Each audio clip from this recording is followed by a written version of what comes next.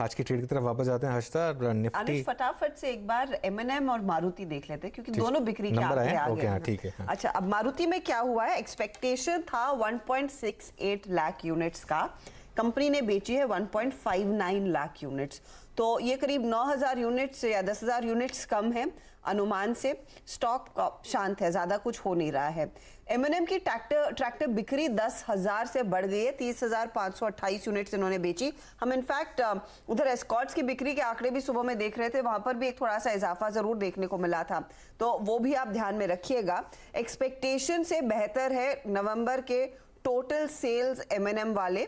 हालांकि ये ब्रेकअप आएगा कि इनका एसयूवी बिजनेस में क्या हुआ और ट्रैक्टर बिजनेस में क्या हुआ, लेकिन एमएनएम अबव एक्सपेक्टेशंस, मारुति में थोड़ा सा बिलो एक्सपेक्टेशंस। और मारुति का एक कमेंट ये भी आया है कि कंपनी ने दरअसल इस बारी इलेक्ट्रॉनिक कंपोनेंट्स की शॉर्टेज थी और उसका कुछ हल्का इम्पैक्ट प्रोडक्शन पर आता हुआ दिखाई दिया है और कंपनी हर पॉसिबल मेजर ले रही है उस इम्पैक्ट को कम करने के लिए। तो ये स्टॉक आपके सामने 9,000 के नीचे इस समय ट्रेड करता हुआ, लेकिन हल्का सा बिलो एक्सपेक्टेशंस ये नंबर है। और इस तिमाही में आपने एक या फिर इस महीने में आपने एक चीज नोटिस की होगी, चाहे वो टू व्हीलर हो या फिर फोर व्हीलर हो, सबके एक्सपोर्ट के आंकड़े घटते हुए दिखाई दिए हैं। तो वो एक चीज है जहां पर मार्केट में वो ग्रोथ नहीं हासिल कर पाए, भले ही डोमेस्टिक डिमांड अच्छी खासी हो। आशीष महेश्वरी हमारे साथ है। आशीष, नंबर्स को आप कैसे पढ़ेंगे? एमएनएम नंबर्स अच्छे दिख रहे हैं, लेकिन हाँ, ये ऑटो कंपोनेंट्स का शॉर्टेज थोड़ा सा दबाव डाल रहा था मारुति पर इस बार।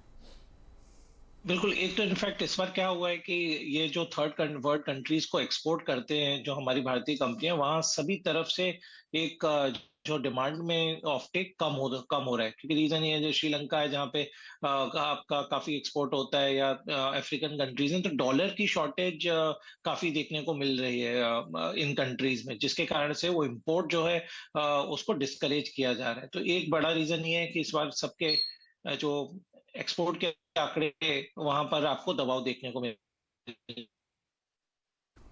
ओके, तो थोड़ा बहुत दबाव उस लिहाज से। आपकी लाइन थोड़ी सी टूट रही है महेश्वरी जी, मैं रिक्वेस्ट करती हूँ हमारी टीम को फिर से रिपैच करें, थोड़ी सी वहां पर मेरे ख्याल में दिक्कतें आ रही हैं। इस बीच सुदीप शाह भी हमारे साथ जुड़ गए हैं। सुदीप, मार्केट देखिए 18,800 के आसपास ही ट्रेड करता हुआ, जो तेजी निफ्टी बैंक दिखा रहा था वो भी ऊपरी लेवल से अब हल्की हो गई, अब सिर्फ we back to that only 20 point gain.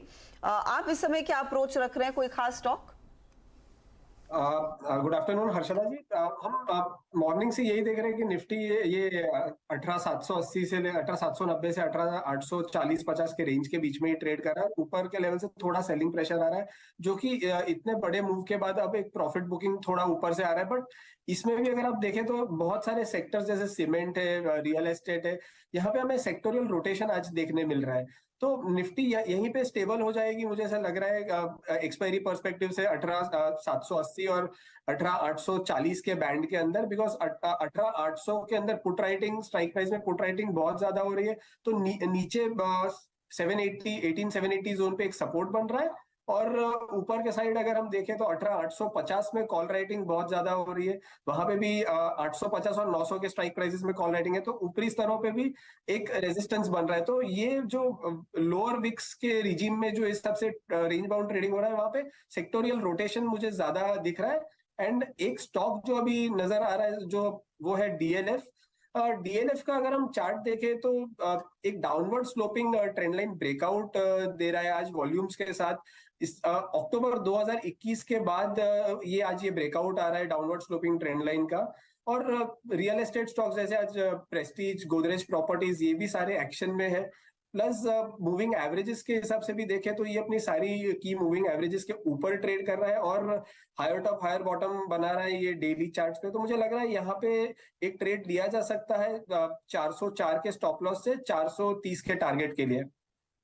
DLF आज सुबह भी एक ये रिकमेंडेशन आई थी इस पर, लेकिन अभी तो ज़बरदस्त इसमें एक वर्टिकल मूव आया है पिछले 5-10 मिनट में, और काफ़ी इनफैक्ट इंटरेस्टिंग मूव है ये। इंट्राडे में आप देखेंगे तो करीब 2.5% का मूव डीएलएफ में, और जिसमें कि मोस्ट ऑफ द मूव जो है लास्ट के 10 मिनट में आया।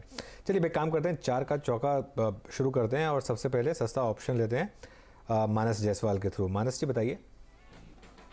देखिए, सस्ता ऑप्शन में ओबराय रियल्टी पे ध्यान देना चाहिए, और उसका रीजन ये है कि अगर आप ओबराय रियल्टी के पैटर्न देखेंगे तो वहां पर आपको एक क्लियर कट, एक क्लासिक इनवर्स टेंडेंशियल पैटर्न दिखेगा, जिसका ब्रेकआउट हमने ऑलरेडी देख लिया है।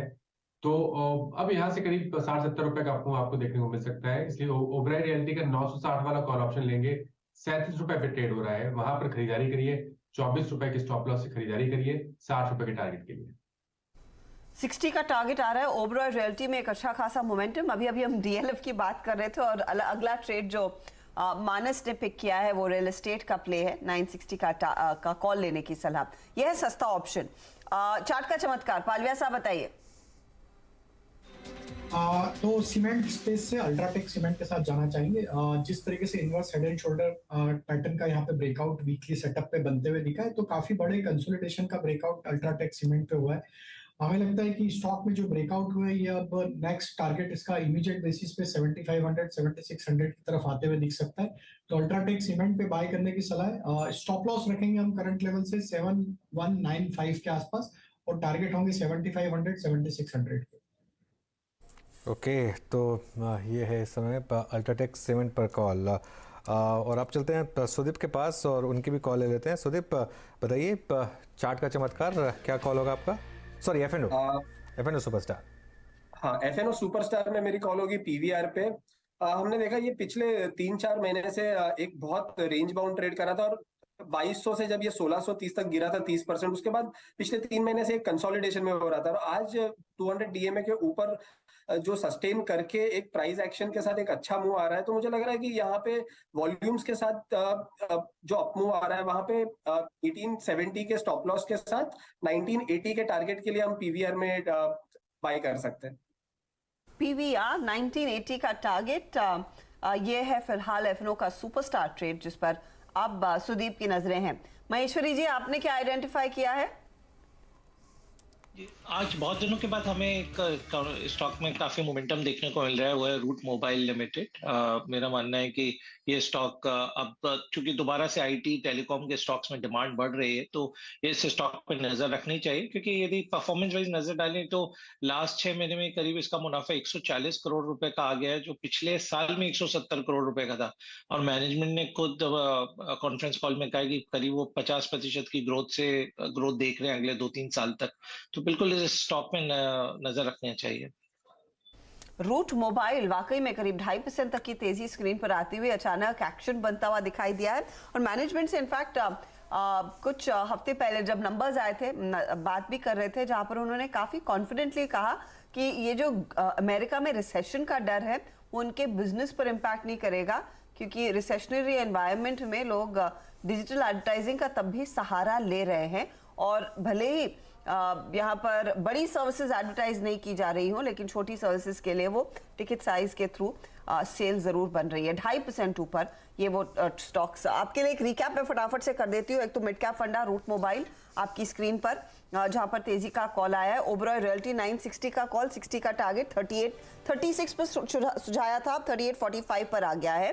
अल्ट्राटेक का ये था चार्ट का चमत्कार, पालविया साहब ने दिया 7500 7600 के टारगेट के लिए। और फिर आया आपका पीवीआर जिसमें 1980 का टारगेट दरअसल आ रहा है। पीवीआर तो वैसे मानस ने भी दिया था। आप लोगों ने कुछ खास आइडेंटिफाई किया है क्या इस वीकेंड कुछ देखने का? अचानक ये पीवीआर पर नजरें सबकी जा रही है। सुदीप, ऐसा कुछ प्लान है? नहीं, ऐसा तो प्लान नहीं है, बट बस यही है कि बहुत टाइम के बाद स्टॉक ने ब्रेकआउट दिया था और ये स्टॉक सबके नजर में रहता है और एक बहुत अच्छा स्टॉक है। तो एक अच्छे स्टॉक में, क्वालिटी स्टॉक में एक अच्छा ब्रेकआउट आता है तो एक अपॉर्चुनिटी मेरे हिसाब से हमें लेनी चाहिए इसमें। परसों